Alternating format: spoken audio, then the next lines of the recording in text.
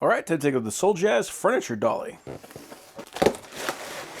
So we got our instructions, we've got a couple of bands so we can actually tie down whatever we're putting on there. We've got screws, and we got casters.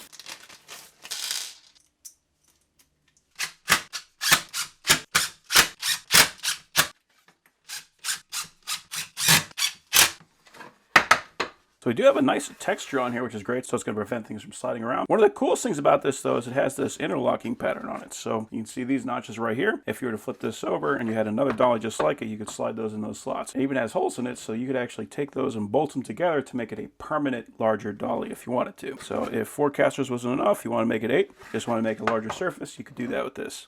It does roll around very nicely.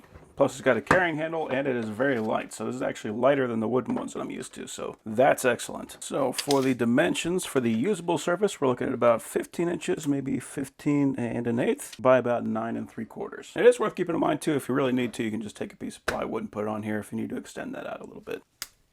So for the bungee cords, if you ever need to put something on there, you want to make sure it's not going to fall off. Especially if you're going to be like moving a couch or something like that. You can wrap this around the bottom, hook that over the top of the couch, and that way you don't have to worry about this dolly moving around on you. So it's always going to stay right there under the couch. And that can help too if you got to like lift it down some steps. Whenever you set it down on the floor, it's already going to be right back on the dolly. Very nice that they included this.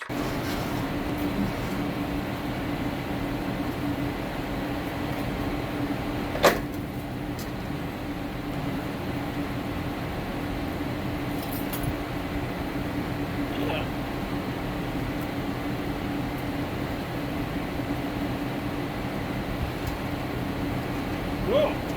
So that's a pretty heavy drive. It's still able to roll nice and easy even with that on there. So yeah.